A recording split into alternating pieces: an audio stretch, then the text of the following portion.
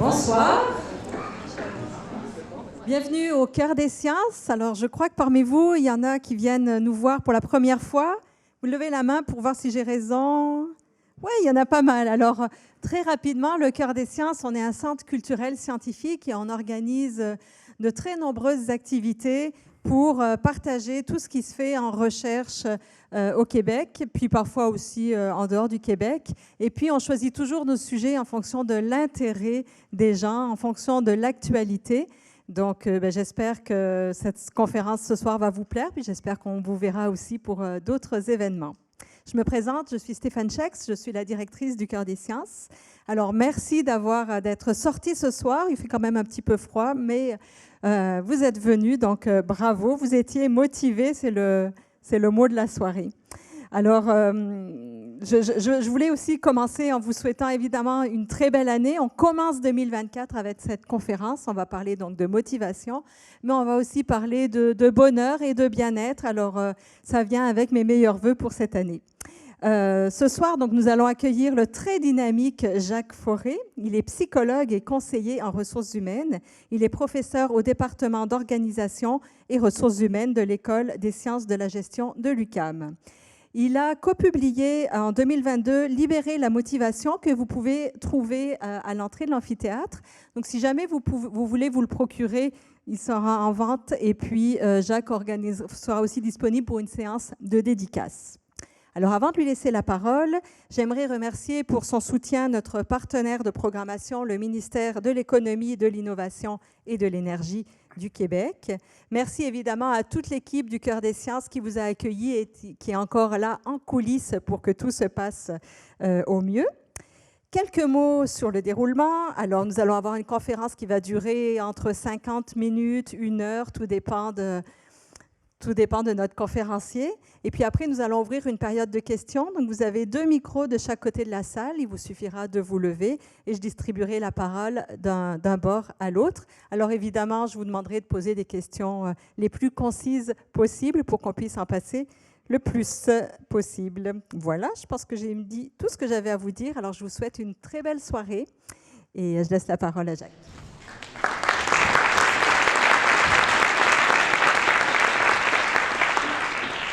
Excellent. Merci beaucoup d'être présent ici. Je suis très content d'être présent pour l'UQAM pour cette présentation-là.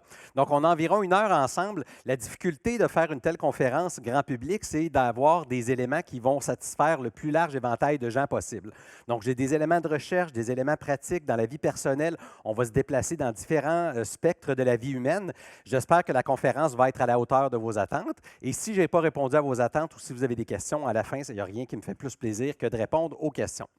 Donc, le titre de l'atelier, c'est « Être motivé et le rester ». On est en début d'année. Puis souvent, quand on parle de début d'année, on parle de résolution du nouvel an.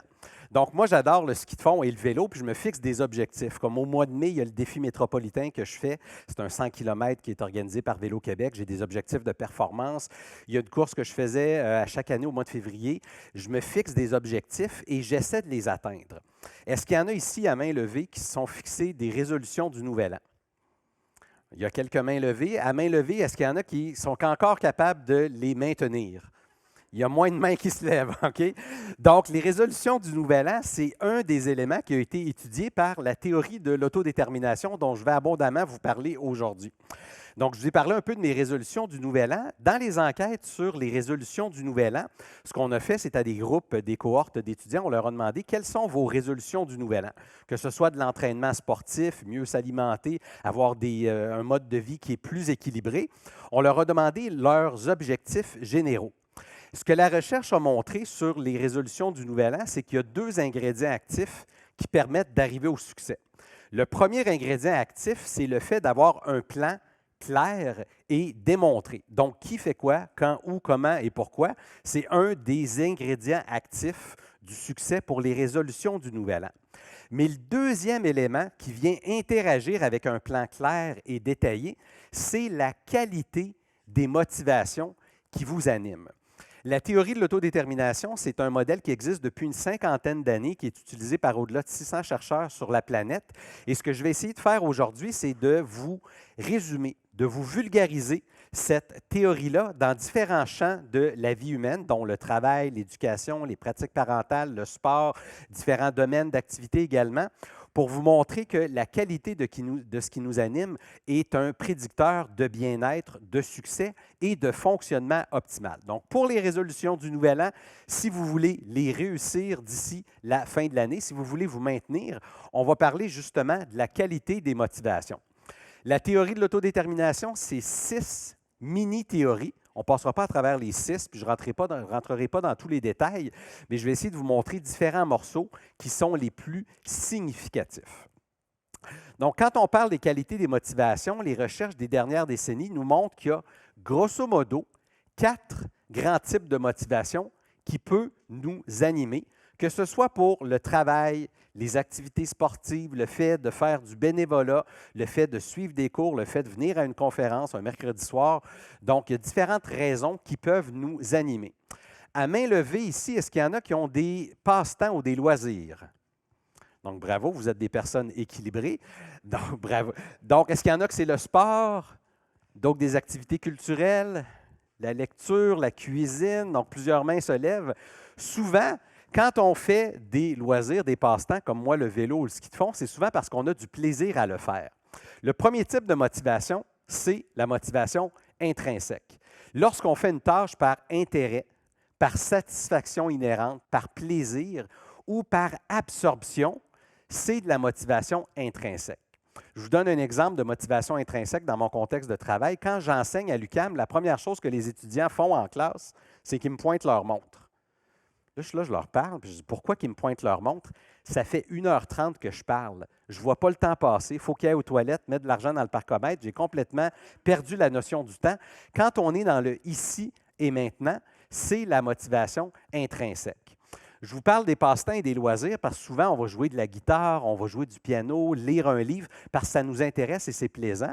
Moi, je suis à l'École des sciences de la gestion. Un des domaines d'application à l'intérieur duquel j'utilise la théorie de l'autodétermination, c'est le travail. Et le plaisir est quelque chose que l'on peut vivre au travail. Mais toutefois, il ne faut pas croire les livres de gestion qui vous disent qu'on peut avoir du plaisir partout et tout le temps au travail. D'ailleurs, l'étymologie du mot travail, ça vient du latin trepalium, qui veut dire instrument de torture. Donc, dans le mot travail, il y a torture. Quand on parle de plaisir au travail, c'est souvent antinomique, mais c'est possible de vivre des épisodes de flow, d'absorption et de concentration intense. Donc, le premier type de motivation, que ce soit au travail, dans les sports, les activités culturelles ou autres, c'est le fait de le faire parce qu'on a du fun, tout simplement. Mais dans la vie, il y a plein de choses qui ne sont pas agréables, mais qui sont importantes et utiles. Comme à main levée ici, est-ce qu'il y en a qui se brossent les dents? Excellent, bravo. Donc, est-ce que c'est le moment le plus enthousiasmant et extraordinaire de votre journée? Est-ce que vous vous brossez les dents en disant « J'adore la menthe givrée, c'est extraordinaire » ? Non, il n'y a personne qui se dit ça. Mais pourquoi on le fait? Parce que ça fait du sens. On a internalisé, on a intégré le fait que c'était important.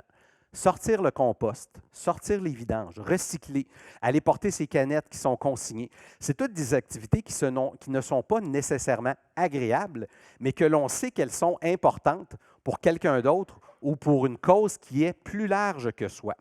Ce deuxième type de motivation-là, en recherche, on l'appelle la motivation identifiée. Lorsqu'on s'identifie à une cause, à quelque chose qui est important, à quelque chose qui est plus large que soi, c'est un type de motivation qui est extrinsèque, mais qui est très fortement internalisé. Une activité classique qui peut être démonstrative de la motivation identifiée, c'est le fait de faire des dons de sang.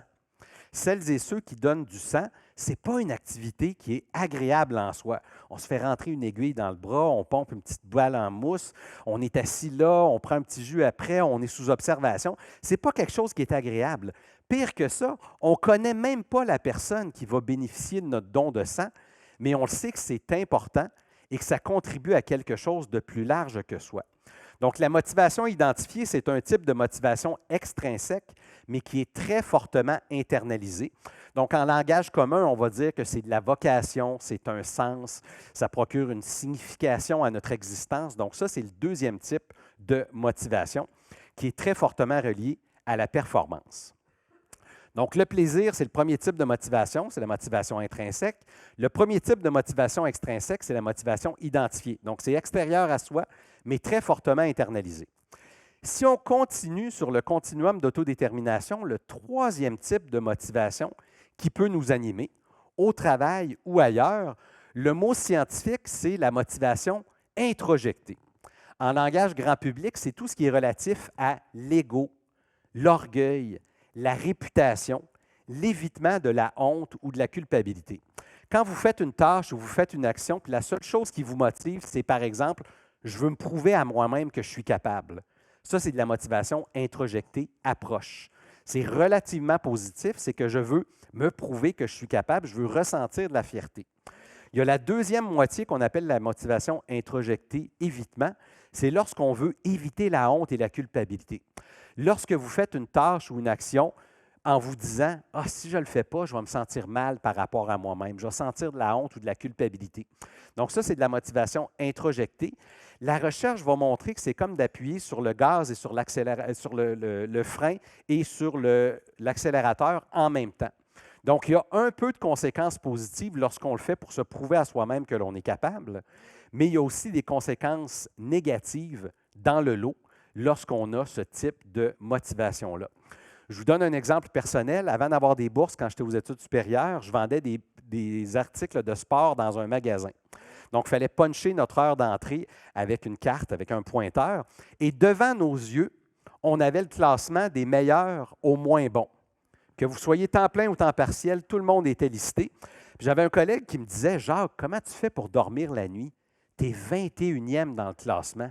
Tu dois avoir honte de toi-même. Tu dois te sentir mal. » Donc, spontanément, pendant quelques instants, ça me donnait un petit kick de motivation en disant hey, « Je vais te prouver que je suis capable. Moi aussi, je suis capable de le faire. » Mais c'est une motivation qui a beaucoup de conséquences négatives et qui s'imprime mal dans la durée. Après quelques minutes, je me disais, mais coudonc, moi, je suis à temps partiel. C'est sûr que je ne serai jamais capable de vendre autant que quelqu'un qui est à temps plein. Donc, ça passe son chemin. Donc, je vais vous montrer des résultats de recherche un petit peu plus loin, mais sachez que ce type de motivation-là, ça peut nous animer, mais avec des conséquences négatives et ça s'imprime moins dans la durée.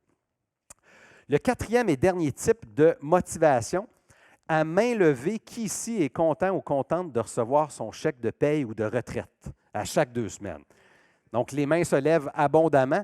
Le quatrième type de motivation, c'est la motivation classique extrinsèque. Mais sous l'étiquette de extrinsèque, on a 4 sous-types de motivation. La motivation extrinsèque peut être sociale ou matérielle. Quand on parle de motivation extrinsèque sociale, c'est par exemple vouloir plaire aux autres, vouloir l'approbation des autres, rechercher la reconnaissance des autres. Ça va être la motivation extrinsèque sociale approche. On peut aussi vouloir éviter les critiques des autres, éviter le fait de se faire taper sur les doigts et de se faire critiquer. Ça va être la motivation extrinsèque sociale évitement. Donc, la motivation extrinsèque, ce n'est pas juste du tangible, c'est également de l'intangible. Mais l'image que je mets, c'est des billets de banque. En contexte de travail, le cliché, c'est qu'on travaille pour l'argent. Ça, c'est de la motivation extrinsèque matérielle qui, elle aussi, peut être approche ou évitement. Donc, les gens qui sont très carriéristes, matérialistes ou consuméristes, capitalistes, vont vouloir beaucoup de récompenses financières de la part de leur carrière ou de leur cheminement professionnel. Ça va être de la motivation extrinsèque, matérielle, approche. On peut aussi vouloir éviter des punitions. On peut vouloir éviter de perdre son emploi. Ça va être matériel, évitement. Donc, retenez que sous l'étiquette de extrinsèque, ce n'est pas juste une chose, c'est 4 choses différentes qui elles-mêmes ont un gradient d'autodétermination.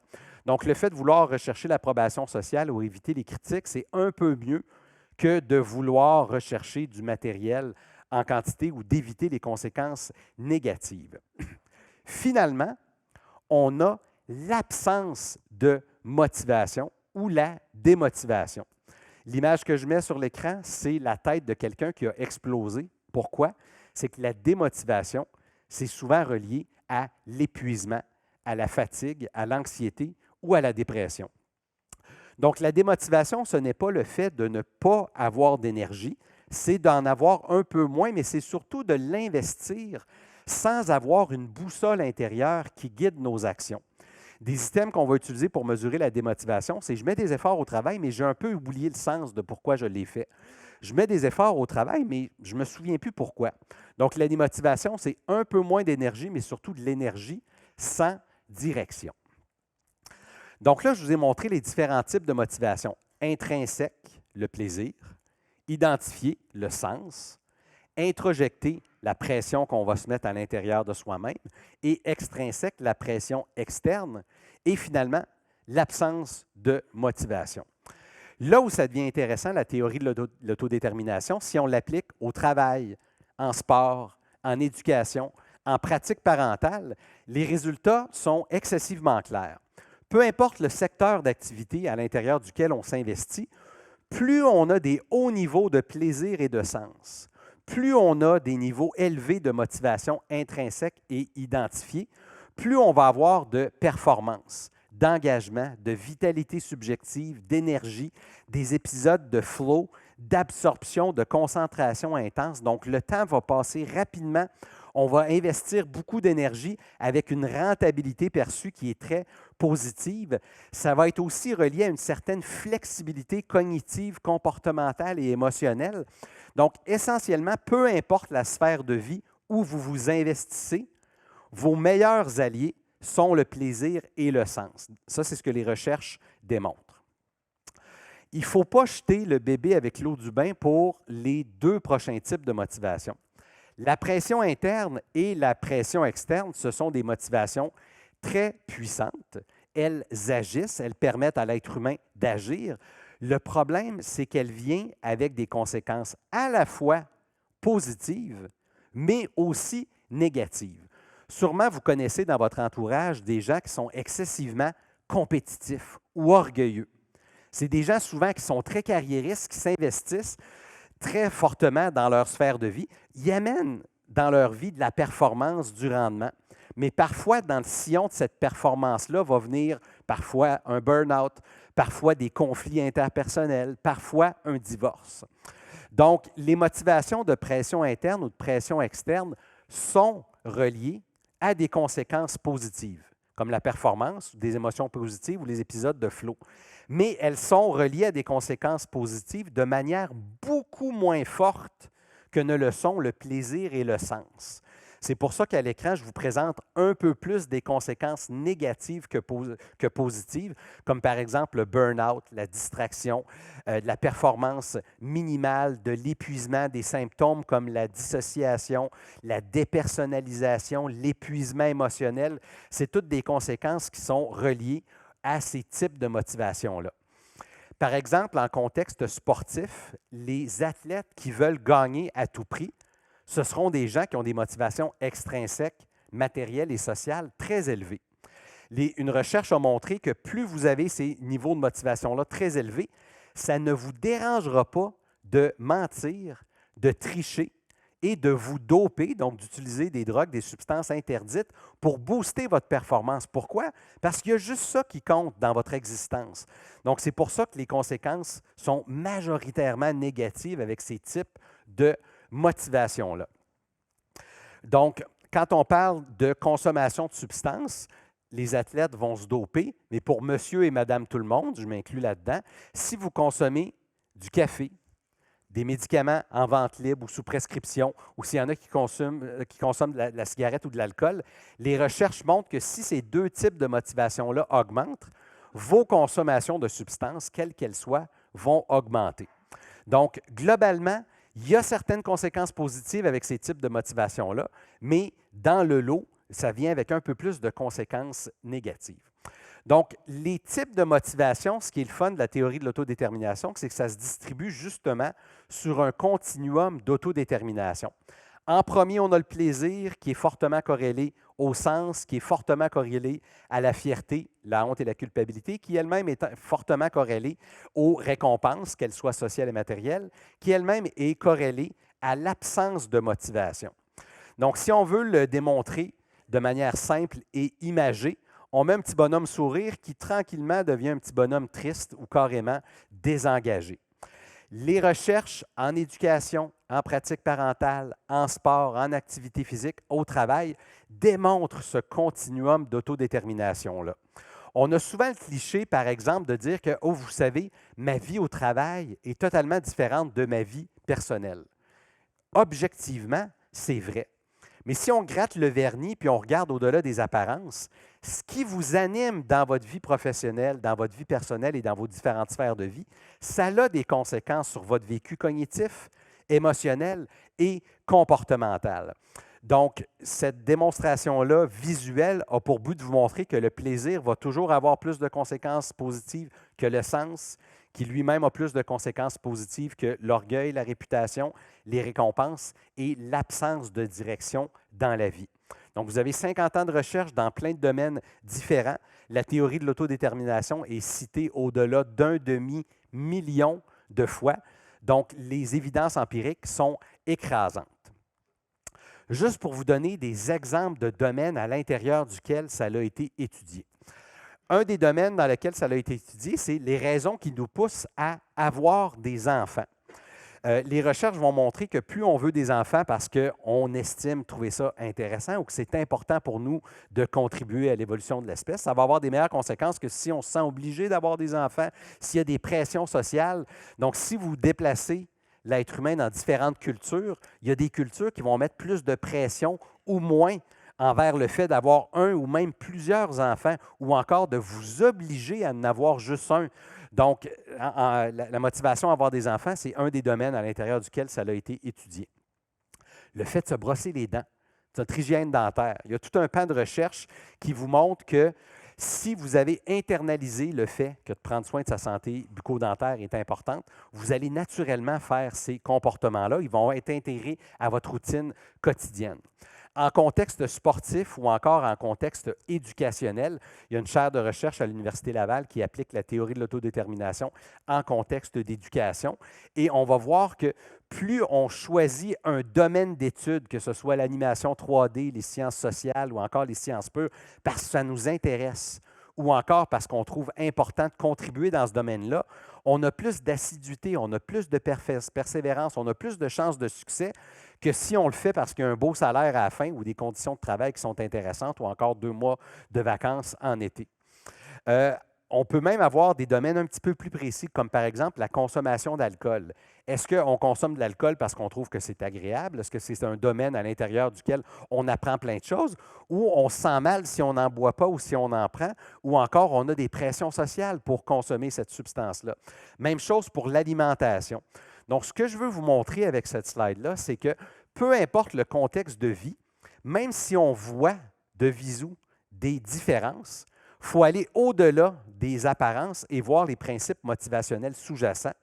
Et plus on va poursuivre une ligne d'action parce que c'est important ou intéressant, plus il va y avoir de conséquences positives, par opposition à si on se met de la pression à l'intérieur de soi ou encore à l'extérieur de soi. Donc, moi, je suis à l'École des sciences de la gestion. J'applique la théorie de l'autodétermination principalement en contexte de travail. Et le cliché qu'on a en contexte de travail, c'est de dire « Ah, vous savez, les employés syndiqués, c'est totalement différent des employés non syndiqués. Les cols bleus sont totalement différents des cols blancs. » Donc, on a fait des enquêtes dans différents domaines et on a mesuré ces types de motivations-là en français, anglais, espagnol, portugais, italien, grec, allemand, norvégien, suédois, finlandais, estonien, lituanien, hongrois, russe, polonais, thaï, tchèque, ourdou, indonésien, vietnamien, chinois, japonais, j'en oublie quelques-unes, mais en 27 langues. Et si on ouvre le capot d'un être humain et on regarde ce qui se passe à l'intérieur, les dernières données que j'ai analysées, c'est les données en japonais. Je ne parle absolument pas japonais. Une chance que Google Translate existe. Mais en analysant les résultats, l'échantillon de données japonaises nous montrait exactement les mêmes patterns de corrélation que ce qu'on a trouvé au Québec, en France, en Afrique, dans d'autres pays. Plus quelqu'un poursuit une ligne d'emploi parce qu'il trouve ça intéressant et c'est super significatif pour lui, plus il y a de conséquences positives dans sa tête, dans son cœur, dans son corps et dans ses agissements. Sans vouloir dire que c'est entièrement négatif, la pression interne et la pression externe, c'est comme d'appuyer sur le gaz et sur le break en même temps. Il y a des conséquences positives, ça c'est indubitable, mais il y a aussi dans le lot des conséquences négatives auxquelles on doit faire attention. Donc, je vous ai dit qu'un des défis de ce type de conférence-là, c'est d'avoir du matériel un peu pour tout le monde. La prochaine slide, c'est pour les chercheurs ou les scientifiques hardcore. Dans la prochaine slide, c'est 50 ans de recherche en une image. Donc, voici la théorie de l'autodétermination à l'écran en une image. Je vais vous l'expliquer rapidement. Si vous regardez en haut, de gauche à droite, ça, c'est un chapitre qu'on a publié dans un handbook l'an passé, qui vise à synthétiser toutes les connaissances que l'on a sur la théorie de l'autodétermination en contexte de travail. Donc, de gauche à droite, ce que vous avez, c'est les leviers qui activent les vitamines psychologiques, qui activent les motivations. Donc, vous voyez les cases d'intrinsèque et identifiées, les motivations, plaisir et le sens. Et ce que vous avez à la droite en haut, c'est de vous montrer que le plaisir, c'est le meilleur prédicteur du bien-être, mais que le sens, c'est le meilleur prédicteur de la performance. Donc, si on veut à la fois être bon et bien en contexte de travail, le duo gagnant, le combo gagnant, c'est de trouver des tâches intéressantes, mais aussi de trouver une signification à ce que l'on fait. La portion du bas du graphique, de gauche à droite, vous avez les mêmes leviers, que ce soit la rémunération, les relations interpersonnelles ou encore l'organisation du travail. Quand ça empêche l'être humain d'avoir ses vitamines, je vais vous en parler un petit peu plus tard, ça augmente les motivations de pression interne et de pression externe. C'est là qu'on a des conséquences à la fois positives et négatives. La motivation introjectée, se prouver à soi-même que l'on est capable d'agir, c'est relié à la performance. Mais ça vient souvent avec un coût psychologique, émotionnel et physique. Donc, vous vous épuisez durant que vous faites ça. La motivation extrinsèque de rémunérer les gens pour faire une performance, ça augmente la quantité au détriment de la qualité, avec un coût émotionnel, physique et psychologique qui est très élevé. Et la démotivation, c'est ce qui est le plus fortement relié au mal-être. Donc, celles et ceux qui sont en recherche, qui veulent en savoir plus sur la théorie de l'autodétermination, ce chapitre-là, ça nous a pris 8 mois à l'écrire. Ça a pris vraiment beaucoup de temps. Il est vraiment complet et il est très récent. Parlant d'argent, le cliché, c'est vraiment de dire on travaille juste pour l'argent. Il y a une question fort intéressante qui s'appelle la question loterie, qui est posée depuis 1955. Elle a été posée dans plein de pays différents selon différentes périodes économiques et elle va comme suit. Si vous aviez suffisamment d'argent pour vivre confortablement jusqu'à la fin de vos jours, est-ce que vous continueriez à travailler? Donc, c'est l'équivalent scientifique de la question Loto 649, Bye Bye Boss. C'est est-ce que si tu as assez d'argent, non pas pour survivre, là, mais pour vivre confortablement jusqu'à la fin de tes jours, est-ce que tu continues à travailler? Peu importe les pays, les épisodes économiques, en moyenne, c'est 76,3 % des gens qui continueraient à travailler, même si l'argent n'était pas une raison pour elles d'agir. Donc, ce que ça veut dire d'un point de vue scientifique, en tout cas de la manière que je l'interprète, c'est si on enlève la motivation extrinsèque, il reste encore la motivation introjectée, identifiée et extrinsèque. L'argent, c'est une des choses qui peuvent nous animer dans la vie parmi une large constellation d'éléments. Parlant d'argent, je vous ai dit que la motivation extrinsèque, globalement, les conséquences sont plus négatives que positives. Une des critiques qui est adressée à la théorie de l'autodétermination, c'est coudonc, êtes-vous contre l'argent? Parce que les résultats montrent que la motivation extrinsèque, c'est plus relié à des conséquences négatives. On a fait une série d'études, au lieu de demander aux gens, est-ce que tu veux faire de l'argent? On a plutôt posé la question, pourquoi veux-tu faire de l'argent? Et ce qu'on a pu voir, c'est que l'argent, si elle est poursuivie par charité, par loisir, par sécurité, par liberté, par valeur marchande, par équité, ça peut être positif. Toutefois, l'argent peut être négatif si c'est principalement poursuivi par comparaison sociale, par impulsivité ou pour surmonter ses doutes personnels. Donc, même à l'intérieur de l'argent même, on peut avoir des conséquences positives, neutres ou encore négatives. Donc, retenez que l'argent, ce n'est pas entièrement négatif, mais que dans tout le spectre des possibles, on peut se ramasser dans du négatif ou du positif. Pour continuer sur l'argent, un des résultats étonnants de la théorie de l'autodétermination, c'est de montrer que quand on paye les gens pour faire quelque chose qui les intéresse, on diminue, on tue leur motivation. C'est ce qu'on appelle l'effet de surjustification ou l'effet d'éviction. Puis ça, les gens en business ont de la misère à croire à ces résultats-là parce que les gens en business vont se dire, bien voyons, tout le monde est là pour l'argent, puis si on paye des athlètes des millions de dollars par année, c'est parce que ça les motive. Il y a une étude fort intéressante qui a été faite justement avec des joueurs de basket et de baseball. Et ce qu'on montre, c'est exactement ça. Des gens qui, au départ, pratiquent leur sport parce qu'ils trouvent ça le fun, c'est intéressant, ça fait partie de leur identité personnelle. Plus on les paye et plus on les paye souvent, plus ça va diminuer la motivation intrinsèque. Il y a même une enquête qui montre que lorsqu'on paye des athlètes, on voit surtout ça aux États-Unis, on va donner des bourses à des athlètes pour leurs résultats. On va les démotiver envers leur sport, non pas pour quelques années, mais pour des décennies. Donc, l'argent, ça peut vraiment corrompre l'être humain et ça peut vraiment diminuer. Donc, l'effet de surjustification ou d'éviction, on a des recherches qui ont été publiées là-dessus. Il faut encore apporter des nuances. L'argent, si c'est utilisé de manière transparente, collective, que c'est juste, équitable et que les critères déterminés vous informent sur votre performance, ça peut avoir un petit effet positif. Mais lorsque c'est injuste, ambigu, lorsqu'on vous met de la pression pour atteindre les résultats, ça va être contrôlant. Donc, retenez que l'argent, ça va vraiment pouvoir faire dérailler l'être humain, entre autres à cause de l'effet de surjustification ou encore d'éviction. Un des éléments intéressants de la théorie de l'autodétermination, c'est que c'est un modèle qui se veut multiniveau. Ce que je veux dire par multiniveau, puis je vous présente un modèle que j'aime beaucoup, c'est le Multidimensional Personality and Context Model. Le nom n'est pas important, mais retenez que ce que ça permet de faire, c'est que ça positionne toutes les sciences que l'être humain a mis de l'avant, de l'élément le plus petit à l'élément le plus grand. Donc, aux éléments les plus petits, qu'est-ce qu'on va avoir? On va avoir la physique, la chimie puis la microbiologie. C'est tous les éléments très petits qu'on va analyser plus dans les sciences dures. On monte dans le modèle, on va avoir les neurosciences, la psychologie cognitive, la personnalité, la psychologie clinique ou encore la psychologie sociale. Ça, c'est là où la théorie de l'autodétermination est très utile, mais on va voir que ça peut s'élargir également. Et au niveau le plus large, vous avez la sociologie ou encore l'anthropologie. La théorie de l'autodétermination permet de situer différentes recherches à différents niveaux. Puis je vais m'amuser dans ma conférence aujourd'hui à me balader justement dans ces niveaux-là. Je viens de vous parler de l'effet de surjustification ou l'effet d'éviction. Quand on paye les gens, ça diminue la motivation intrinsèque. Il y a des gens qui disent « on ne vous croit pas parce qu'on demande aux gens comment ils se sentent, puis les gens, ce n'est pas des bons juges de comment ils se sentent. » Eh bien, il y a des chercheurs, ce qu'ils ont fait, sont carrément allés voir dans le cerveau des gens qu'est-ce qui se passe avec de la résonance magnétique. Donc, je vous mets les images, je vous explique les résultats.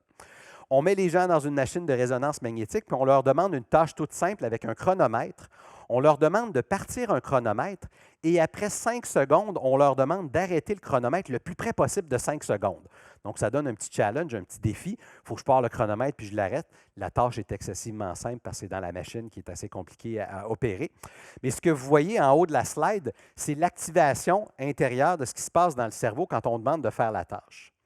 Dans la condition contrôle, ce qu'on demande aux gens, c'est faites-le. On leur fait faire la tâche, mettons, pendant quelques minutes. Là, on leur dit, par micro, la tâche est terminée. On va vous laisser dans la machine pour finir de la calibrer, puis on vous sort dans quelques instants. Là, puisque les gens ont commencé à pratiquer leur chronomètre, ils s'en viennent bons. Ils s'en viennent de plus en plus habiles à arrêter le chronomètre après 5 secondes. Même si on leur a dit que c'était terminé, ils continuent à être activés par la tâche, ils continuent à le faire. Dans la portion du bas de la slide, en bas à gauche, vous avez la condition où on dit aux gens, plus vous faites d'essais d'arrêter la montre le plus près possible de 5 secondes, plus on va vous payer. Donc là, vous voyez que la tâche dans le cerveau, la tâche augmente la tâche dans le cerveau d'activation. On augmente la quantité de motivation. Mais on a le même protocole où on dit « l'expérience est maintenant terminée », mais on vous laisse dans la machine pour calibrer la machine, etc. Ce qui se passe, c'est mort totale de la motivation. Les gens arrêtent. Pourquoi? Parce qu'au départ, on leur avait dit « tu vas faire cette tâche-là parce qu'on te paye ». Donc ça, c'est une démonstration neuropsychologique que l'effet d'éviction est réel. Donc même dans le cerveau, quand on va voir en temps réel, c'est effectif. Je vous montre un autre exemple de résultat de recherche qui relie la tête et le corps. Je vais vous demander de prendre vos 2 doigts et de prendre votre pulsation. Donc, vous sentez votre cœur qui pulse. Il y en a plus rapide, plus lentement. Vous pouvez arrêter de le faire. Un cœur qui bat, mettons que vous avez 60 battements par seconde, un cœur en santé n'est pas un métronome. Un cœur en santé va parfois battre très rapidement ou encore plus largement, plus lentement. C'est ce qu'on appelle la variabilité du rythme cardiaque. C'est un indicateur entre votre système sympathique et parasympathique de flexibilité comportementale. C'est un indicateur de stress. Donc, si vous avez 60 battements par minute et parfois sont courts, parfois sont lents, c'est un indicateur de flexibilité, de non-stress. Si votre cœur bat 60 battements par seconde et que vous êtes vraiment à la seconde près, c'est un indicateur de stress, c'est que votre système sympathique puis parasympathique ne fonctionne pas. Il n'y a pas d'harmonie entre les deux. Le résultat de recherche que je vous présente ici, c'est ma doctorante Florence Jouvin qui est en train de faire sa thèse actuellement. On a pris un échantillon d'athlètes, les citadins de l'UQAM. On a pris un échantillon de travailleurs dans une firme d'actuaires comptables qui est deux milieux de performance.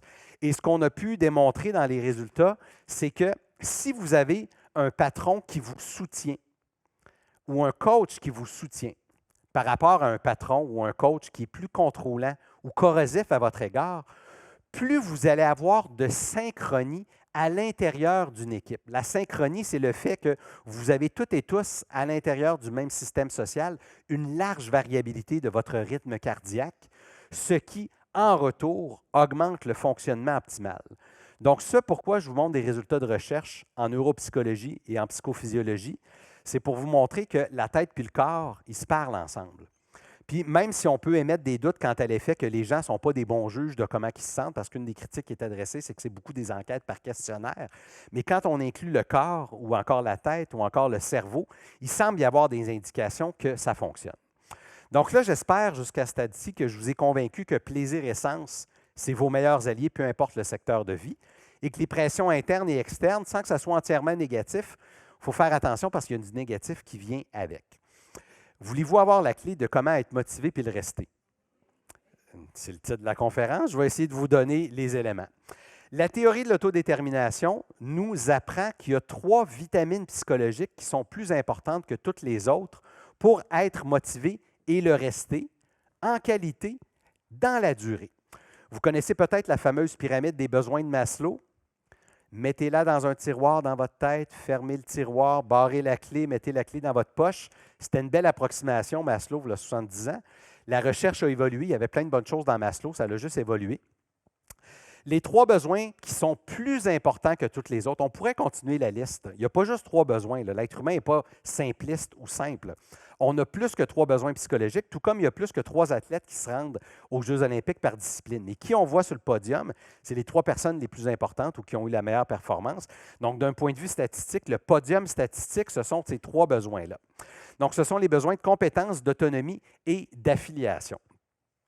Le besoin d'autonomie, c'est le premier que je vous présente, c'est le plus difficile à définir. Quand on vous dit le mot autonomie, souvent les gens vont penser à l'indépendance. Ce n'est pas le cas. L'autonomie, c'est de percevoir des choix à l'intérieur de certaines règles et limites. Donc, on va le mesurer avec des items comme je me sens libre d'exprimer mes idées et mes opinions. J'ai l'impression que je peux être moi-même. Que ce soit au travail, dans notre vie personnelle ou ailleurs, c'est un sentiment d'authenticité et aussi une perception de choix à l'intérieur de certaines règles et limites. Donc, l'autonomie, c'est l'autodétermination, une perception de choix. Ce n'est pas de l'indépendance à tout crin puis de vouloir faire ce qu'on veut quand on veut. Donc, ça, c'est le premier besoin que je vous présente. Le deuxième besoin que je vous présente, c'est le besoin de compétence. Est-ce qu'il y en a qui se sont levés ce matin en se disant « j'ai assez hâte d'aller vivre des échecs aujourd'hui ». Personne ne se dit ça. On est orienté, l'être humain, vers le succès. Quand on se fixe des objectifs, on désire les atteindre, que ce soit des résolutions du nouvel an, des objectifs de carrière, des objectifs personnels. On se fixe des objectifs puis on veut les atteindre. S'il y a des obstacles qui se dressent sur notre chemin, on veut être capable de les contourner, de les surmonter. Donc, le besoin de compétence, on peut l'appeler le besoin d'efficience, d'efficacité. C'est le fait d'avoir les bons outils, les bonnes formations pour pouvoir faire des tâches de manière efficace. C'est pour ça qu'on va à l'école si longtemps, C'est pour ça qu'on continue à se former, même si on est en emploi. C'est pour ça qu'on continue à prendre de gens qui sont plus expérimentés que nous. C'est le besoin de compétences. Le troisième et dernier besoin que je vous présente, c'est le besoin qu'on a le plaisir de satisfaire en présentiel ensemble ce soir. C'est le besoin d'affiliation, le besoin d'appartenance ou de connexion sociale. Donc, l'être humain, on est comme une bébite qui a besoin d'avoir un câble électrique qu'on peut brancher aux autres pour donner du courant puis en recevoir.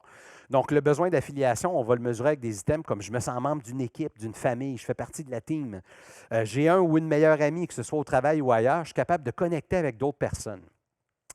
Donc, ce que les recherches montrent, c'est que les trois besoins, c'est comme des vitamines qui augmentent les probabilités de voir apparaître dans la sphère de vie le plaisir et le sens. Il y a des corrélations positives très fortes entre le fait d'avoir ces trois besoins-là psychologiques satisfaits et le fait d'avoir du plaisir et du sens, ce qui en retour amène des conséquences psychologiques, émotionnelles, cognitives, comportementales qui sont majoritairement positives.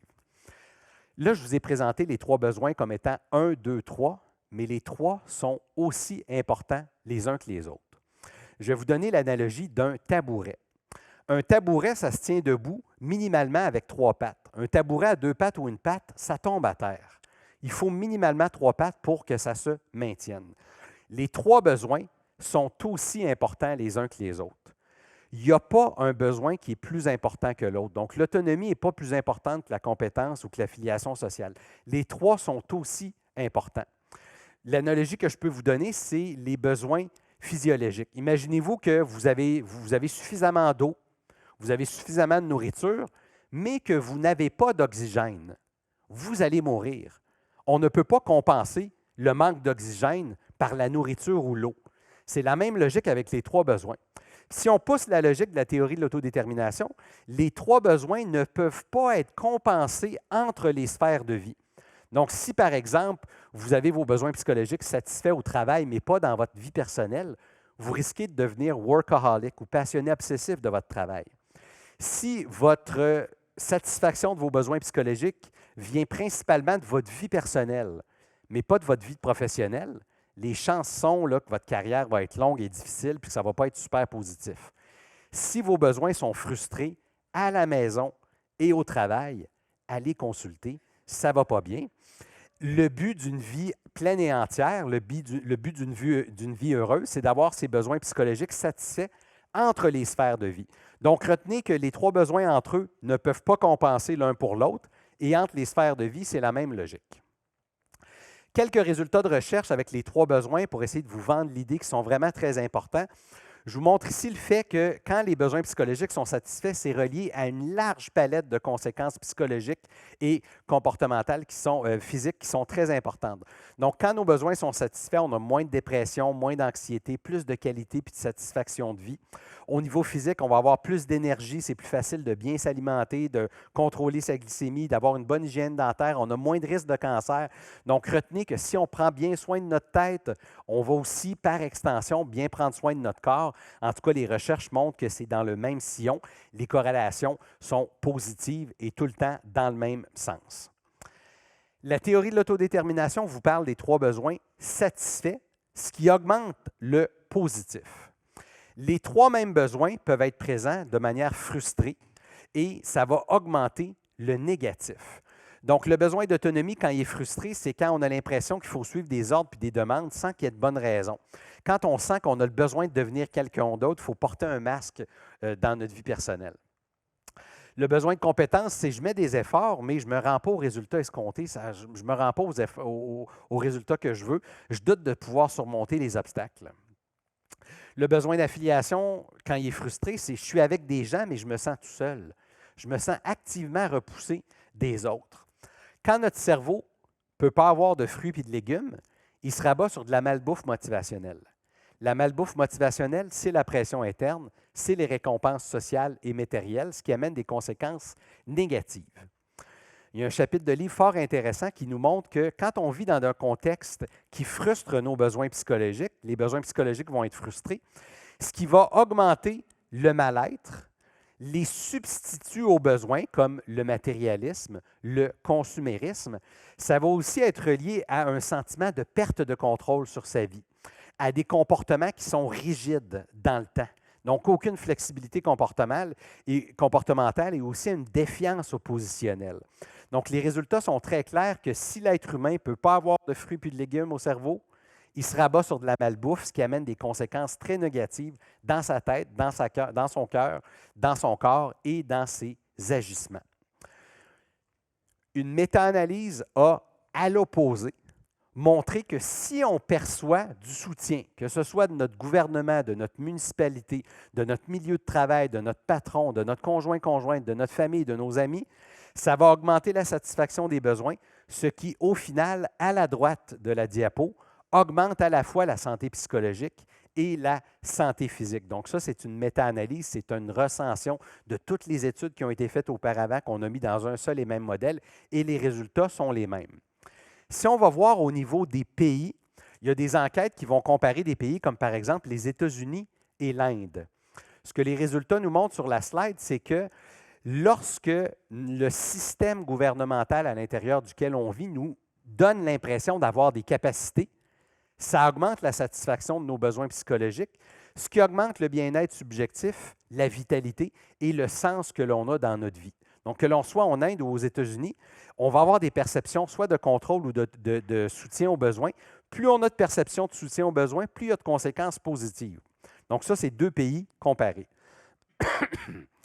Dans cette enquête-là, c'est 5 pays totalement différents. Donc, on a les États-Unis, l'Australie, l'Afrique du Sud, l'Inde et le Chili.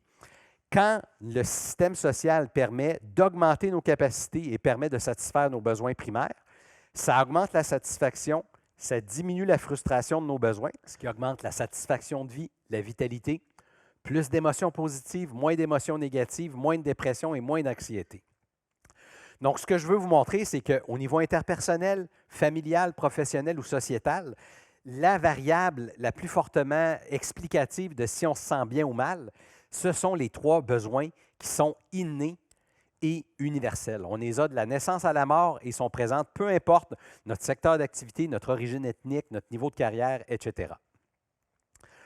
Donc, en contexte de travail, je vous donne un exemple de comment on peut connaître la qualité de ses motivations. Il y a une plateforme qui était disponible en anglais et en espagnol. On l'a traduit en français. La plateforme s'appelle Motivation Works. C'est une plateforme qui va poser des questions aux employés. Le questionnaire peut être répondu sur un téléphone, une tablette ou un ordinateur. Ça prend moins de 7 minutes, donc on répond à des questions qui sont scientifiquement démontrées. Et on va avoir un score de la qualité motivationnelle qui est présenté en rouge, en jaune ou en vert. Donc, on a un chiffre qui est capable de dire c'est quoi le climat du système social que l'on vient de sonder. La beauté de cette plateforme-là, c'est qu'elle vous permet de visualiser les données. Donc, c'est possible de faire des diagnostics dans un système social afin de savoir c'est quoi les équipes qui sont dans le rouge, quelles sont les équipes qui sont dans le jaune, quelles équipes sont dans les verts. On a aussi un outil de segmentation et de filtrage qui permet de séparer les départements par ancienneté, par type de poste, syndiqué, non syndiqué ou autre. Puis vous avez aussi des recommandations qui vous permettent d'augmenter votre qualité motivationnelle. Donc, retenez que tout ce que je vous présente, il y a des outils qui existent, que ce soit en travail ou ailleurs, qui permettent de le mesurer et d'agir sur les différentes variables. J'essaie de vous vendre l'idée que la théorie de l'autodétermination, ça s'applique partout puis tout le temps. On va aller voir dans différentes sphères de vie, puis je vous présente à l'écran ma famille. Okay? Donc, vous avez mes 2 enfants, Olivier et Elisabeth, et ma conjointe Geneviève. On adore faire des activités ensemble, que ce soit du ski, des activités sportives, des voyages. Puis ma conjointe est prof à l'Université de Montréal et elle utilise la théorie de l'autodétermination en pratique parentale. Donc, si vous avez des enfants ou des petits-enfants, il y a le programme qui s'appelle Nos enfants, qui est testé à l'Université de Montréal. Donc, c'est Geneviève avec sa collègue Mireille Joussemet, qui applique les préceptes de la théorie de l'autodétermination en pratique parentale. Il y a un livre qui existe qui reprend la théorie de l'autodétermination. Il est parmi les meilleurs vendeurs des livres de pratique parentale depuis les 25 dernières années. Donc, le livre, c'est Parler pour que les enfants écoutent et Écouter pour que les enfants parlent.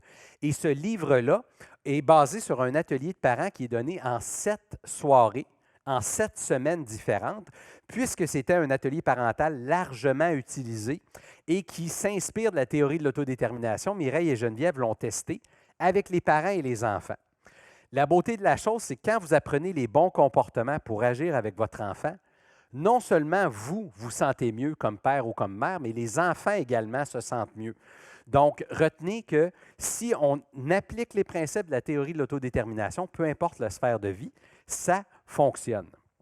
Donc, en pratique parentale, c'est largement démontré. Je vais vous montrer un autre domaine où on l'a appliqué. Je vous présente à l'écran Jean-Paul Richard. Jean-Paul, c'est un ami. Il a été longtemps coach de l'équipe de ski acrobatique du Québec, de la Suède et du Canada.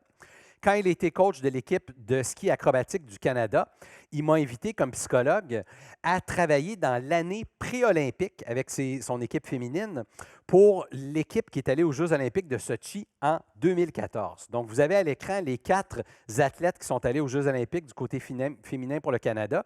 Vous avez Justine Dufour-Lapointe, Maxime Dufour-Lapointe et Chloé Dufour-Lapointe avec Audrey Robichaud. Donc, les 4 athlètes avaient sur leur dossard leur classement sur la Coupe du monde au moment des Jeux olympiques. Donc, vous voyez les chiffres 2, 3, 5 et 30. Donc, théoriquement, aux Jeux olympiques, on aurait été supposé avoir comme classement 2, 3, 5 et 30. C'était leur classement sur la Coupe du monde. Dans l'année pré-olympique, qu'est-ce qu'on a demandé? On a demandé aux athlètes, aux employés de soutien, aux coachs, qu'est-ce qu'on peut faire pour satisfaire tes besoins psychologiques? Qu'est-ce qu'on peut faire pour éviter de frustrer tes besoins psychologiques? Donc, on a fait un sondage 1 an avant les Jeux olympiques, puis on a développé une stratégie autour du fait de plus satisfaire et moins frustrer leurs besoins psychologiques. On avait un plan de qui fait quoi, quand, où, comment et pourquoi, pour que les gens se sentent parfaitement eux-mêmes, au sommet de leur art et qui faisaient partie de l'équipe. Quand vous êtes aux Jeux olympiques, ça fait 4 ans que vous vous entraînez, puis votre descente, elle va durer 30 secondes. OK? C'est hallucinant quand on se met à penser à ça. On peut crouler sous la pression. Puis le cliché, c'est qu'un athlète olympique, c'est là pour gagner des médailles. Mais les recherches montrent que si vous voulez gagner une médaille, vous n'allez pas en gagner une. Si vous êtes animé principalement par le plaisir, parce que c'est important pour vous, c'est là que les résultats vont arriver. Ironiquement, si on veut des beaux résultats, il ne faut pas les vouloir. Il faut se concentrer sur le processus qui mène aux résultats. Une des difficultés qu'on a eues, c'était de trouver un sens à la carrière d'un athlète olympique. Si on met ça d'un côté très rationnel, là, descendre sur des bouts de ski dans des bosses de neige, ça ne fait aucun sens. Il y a des gens qui meurent de faim, il y a des guerres sur Terre, on se dit pourquoi je fais ça? Mais on a demandé aux athlètes qu'est-ce qu'ils ont stimulé, puis eux, ce qu'ils ont dit, c'est on a vu des gens qui étaient capables de faire ça, puis ça nous a inspirés en disant je suis peut-être capable de le faire. Donc, la mission qu'on s'est donnée, c'était d'inspirer une nouvelle génération d'athlètes. Cette mission-là a permis de détourner le regard des médailles pour finalement les récolter au final. Donc, au lieu de faire 2, 3, 5 et 30, on a fait 1, 2, 10 et 12. Donc, les 4 athlètes ont pas mal exprimé leur plein potentiel avec des résultats positifs. Puis, en grande partie, on l'attribue en cause par le fait qu'on a satisfait leurs 3 besoins psychologiques. D'autres domaines où on l'a implanté, où on l'a mis de l'avant, j'ai donné des formations chez Hydro-Québec. C'est des employés syndiqués qui ont des tâches, par exemple un monteur de ligne, ou c'est des tâches qui peuvent être assez difficiles. Et vous savez quoi? Ça fonctionne également chez Hydro-Québec. Pourquoi? Parce qu'on a des humains qui ont 3 besoins psychologiques innés d'autonomie, de compétence et d'affiliation. Donc, si vous avez une panne électrique, vous avez 5000 clients à rebrancher, c'est de donner des choix à l'intérieur de certaines règles et limites. Comment on peut rebrancher les clients tout en faisant attention à la santé et la sécurité? Avec qui tu veux travailler de manière le plus efficace et sécuritaire possible? Quels outils, quels instruments je dois te donner pour être compétent dans ton travail? Une autre expérience que j'ai eue qui a été fort intéressante, je suis allé donner des formations à Gagetown pour les Forces armées canadiennes. Donc, moi, je n'ai pas de background militaire, je ne connais personne dans le domaine militaire. Je suis arrivé à Gagetown. Ce qui est vraiment cocasse quand vous travaillez en milieu militaire, c'est que tout le monde est sérieusement très à l'heure. Donc, tout le monde est vraiment présent devant sa chaise comme ça. Puis quand vous dites « on commence », tout le monde s'assoit. En tout cas, c'est assez dépaysant. Ils sont plus disciplinés que les étudiants de l'UQAM, pardon. Donc, dans le domaine militaire, on a donné des formations et j'ai un militaire qui m'a dit « j'aime ça me faire crier après ». Là, je ne comprenais pas, puis j'ai demandé « il faut que tu m'expliques pourquoi ». Puis il m'expliquait que lui, c'est un fantassin, donc l'armée de terre. Puis il disait « si on me crie après, je le sais qu'il y a vraiment une bonne raison pour que je me sac par terre. Moi, si j'étais dans l'armée et on me disait « couche-toi par terre », la première question que j'ai, c'est « pourquoi ?» Et instantanément, je suis mort. Lui, ce qu'il me disait, c'est que moi, mon besoin d'autonomie, il n'est pas frustré. Il est entièrement satisfait. Je relègue mon contrôle personnel à une autorité supérieure auquel je fais confiance.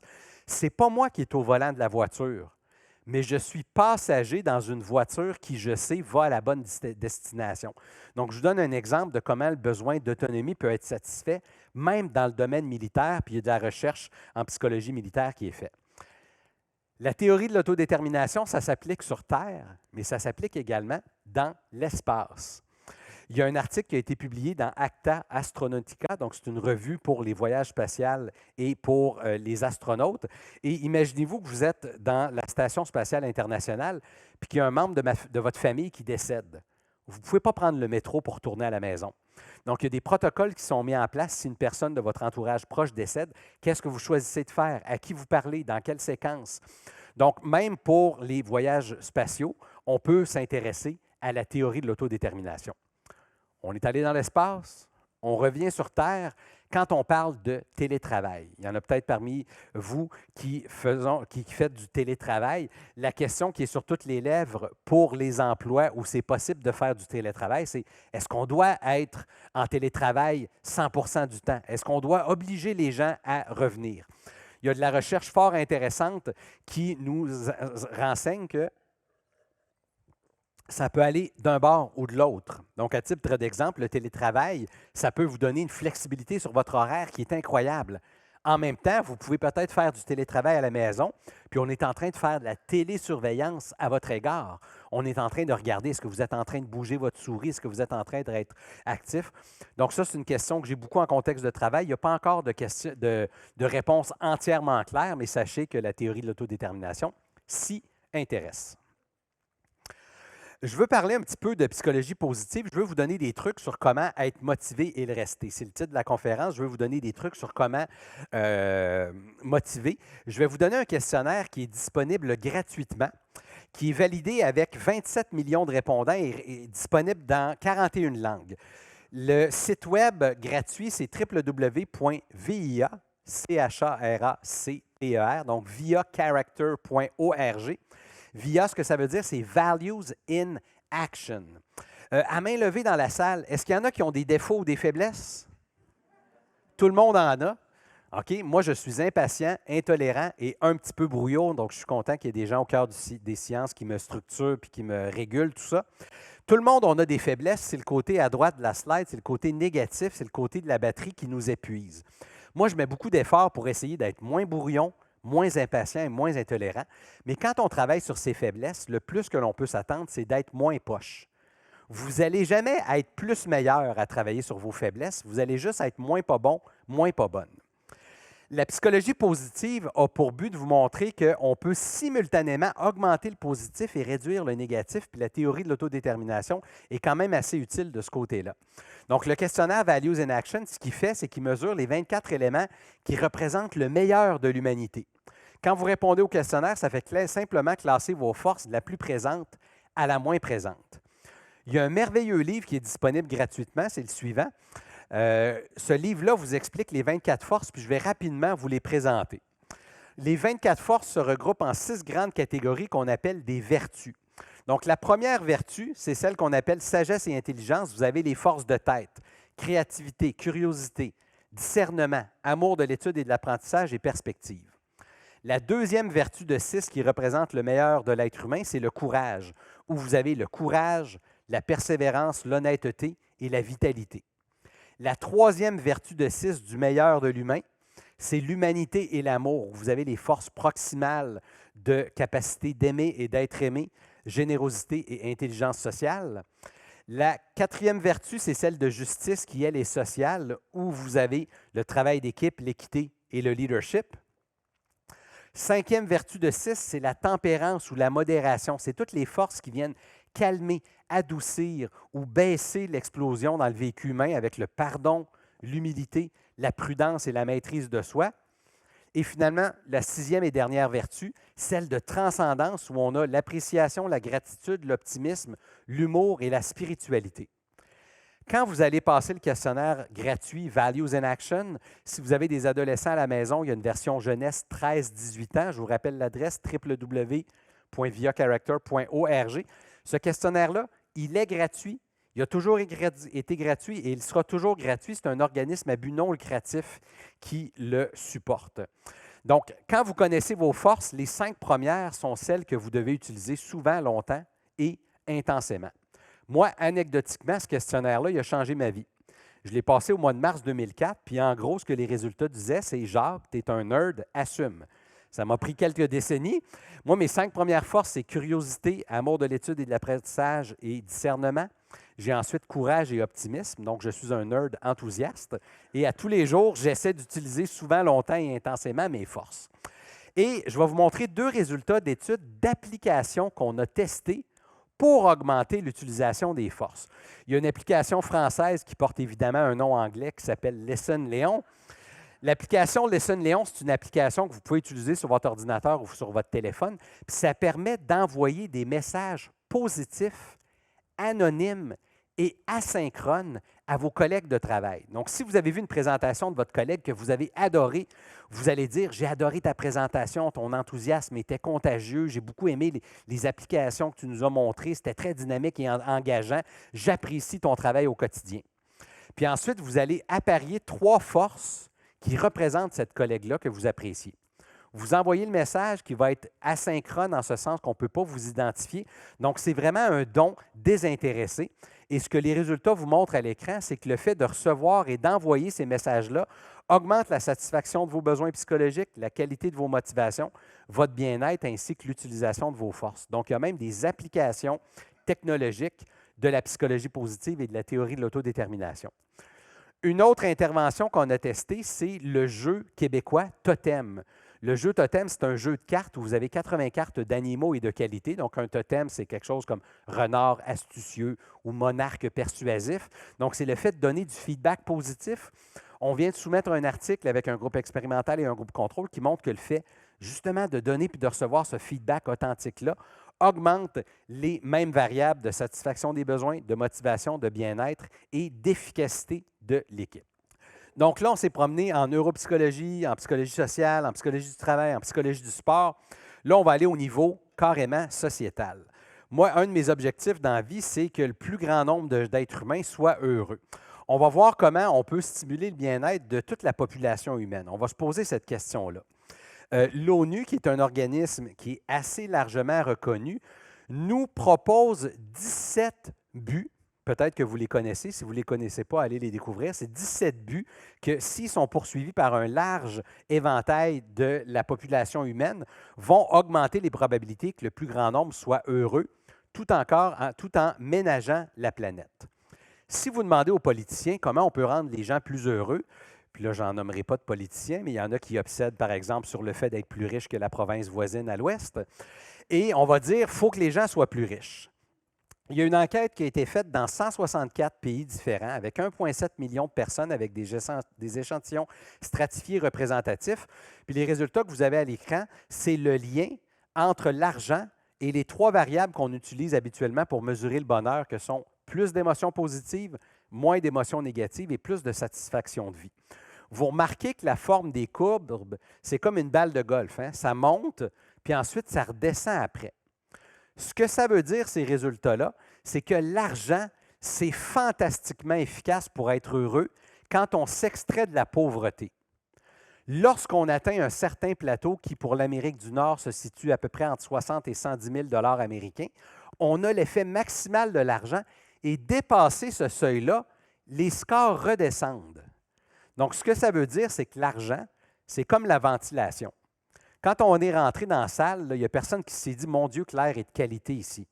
Mais si on était rentré dans la salle et il faisait moins 10 ou plus 35, constamment, on serait en train de se dire « Pourquoi il fait si froid? Pourquoi il fait si chaud? » L'argent, c'est comme la ventilation. Si on est dans une bande confortable, on arrête d'y penser et on passe à autre chose. Donc, l'argent contribue surtout pour s'extraire de la pauvreté. Ici, vous avez un graphique à l'écran qui vous montre les indicateurs du bien-être du Québec. C'est le G15+, c'est un collectif qui s'intéresse au bien-être populationnel. Et le graphique, ce qu'il nous montre, c'est que l'idéal, c'est qu'il y ait le plus de gens qui atteignent un certain plancher. Donc, à peu près 1500 à 2000 calories de nourriture par jour, un toit sur notre tête, des vêtements confortables. Il faut viser un plancher minimal, mais il ne faut pas dépasser le plafond environnemental. Jusqu'à nouvel ordre, on a juste une planète où vivre, puis il ne faut pas la surexploiter pour éviter de se tirer dans le pied collectivement. Puis quand on parle de société, on va souvent parler de justice.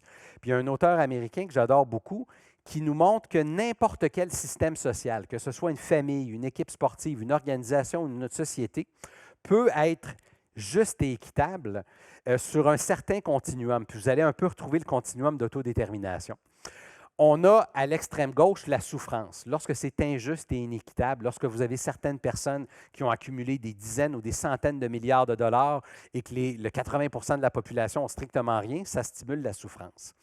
Si on met en place certains mécanismes, on peut avoir une société de confrontation. Il y a des frictions, il y a des gens qui chialent, les gens s'expriment parce qu'ils n'ont pas accès à suffisamment de ressources, donc ça crée des problèmes sociaux. On a ensuite des sociétés soit d'adaptation ou encore d'émancipation. Moi, ce qui m'intéresse avec les théories de l'autodétermination, c'est comment on peut amener les systèmes sociaux à être plus vers la droite de ce continuum-là que vers la gauche. L'ONU, en 2011, a déclaré dans une assemblée générale que la poursuite du bonheur devait être un but qui est reconnu propre comme étant à l'espèce humaine. Donc ça, c'est déclaré. Et depuis maintenant une dizaine d'années, on a ce qui s'appelle le World Happiness Report, le rapport mondial sur le bonheur. C'est une sous-branche de l'ONU qui va sonder carrément la planète à chaque année. Ce rapport-là sort à chaque mois de mars, à chaque année. Moi, je le lis scrupuleusement. Et dans ce rapport-là, on va classer les pays du plus heureux au moins heureux sur différentes variables. On peut débattre de la méthodologie, mais c'est quand même un échantillon représentatif de la planète Terre, ce qui est... La bonne nouvelle, c'est que le Québec, si on extrait les données du Québec, du Canada, on est le 8e pays le plus heureux sur la planète. Il y a 7 pays qui font mieux que nous. Donc, vous avez la Finlande, le Danemark, l'Islande, l'Israël, les Pays-Bas, la Suède, la Norvège qui font mieux que nous. Donc, nous devrions nous inspirer de ces pays-là, de leurs pratiques sociales, éducatives, financières, fiscales, parce qu'ils sont mieux que nous. Le Canada, si on inclut le Québec, on est le 13e pays le plus heureux. Donc, on n'est pas mal barré comme tel. Mais ce qui est intéressant de ce graphique-là, c'est de savoir qu'il y a encore de la place à l'amélioration. Donc, je crois beaucoup à notre peuple, puis je crois qu'on est capable de se tendre vers ça. Et j'aime beaucoup la recherche comme étant un moyen pour parvenir à ça. Il y a un chercheur qui est nommément finlandais, Frank Martella, que j'adore, qui nous montre qu'il y a plusieurs pays qui mettent des initiatives de l'avant justement pour mesurer le bonheur intérieur brut plutôt que le produit intérieur brut. Et la variable au centre, au cœur de ce qui devrait être mesuré, c'est l'autonomie, la compétence et l'affiliation sociale, à la fois pour bien se sentir, mais aussi pour bien faire en société. On arrive à la conclusion. La seule chose que je veux que vous reteniez de la présentation, c'est les 3 besoins. Il y a 3 besoins psychologiques qui sont innés et universels. Compétence, autonomie, affiliation. La théorie de l'autodétermination, c'est un fantastique modèle qui existe depuis une 50aine d'années, utilisé par des centaines de chercheurs dans plein de domaines différents. Mais le morceau ou la partie qui me semble la plus utile, en tout cas selon ma pratique, c'est vraiment ces 3 besoins-là. Si souvent, longtemps et intensément, dans nos différentes sphères de vie, on peut être au meilleur de nos capacités, on peut être parfaitement nous-mêmes sans porter de masque et on est capable d'interagir avec notre prochain de manière enthousiasmante, on augmente le bien-être, la performance et le fonctionnement optimal.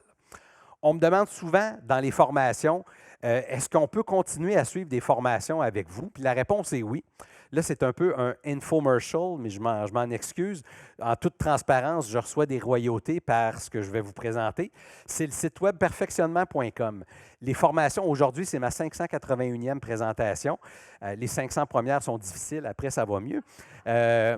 Mais puisque je ne peux pas me cloner, j'ai enregistré des formations sur le site web perfectionnement.com. Je n'ai une de 2h30 sur la théorie de l'autodétermination. Donc, si vous voulez plonger encore plus creux dans la théorie de l'autodétermination, On en a développé une de 2h30. Puis on en a développé une de 3h30 à 4h, qui est l'intervention sur les forces, qu'on a scientifiquement testée avec groupe expérimental et groupe contrôle. Cette formation-là, je l'ai donnée à 232 reprises. C'est probablement un des éléments dont je suis le plus fier de ma carrière. Vous pouvez les suivre. En toute transparence, je reçois des royautés de ce côté-là. Finalement, on a publié un livre en français qui résume la théorie de l'autodétermination. Le livre, c'est « Libérer la motivation avec la théorie de l'autodétermination ». On en a 80 copies ici avec nous ce soir, donc si vous voulez partir avec, ça va me faire plaisir. On a essayé de simplifier le plus possible la théorie de l'autodétermination en travail, en sport, en éducation, en pratique parentale. Donc, on en a vendu 3700 exemplaires depuis 2022 et il va sortir cette année, en 2024, en anglais à Amsterdam University Press, donc au niveau mondial en anglais. Je vous remercie énormément de votre attention et c'est maintenant le temps des questions.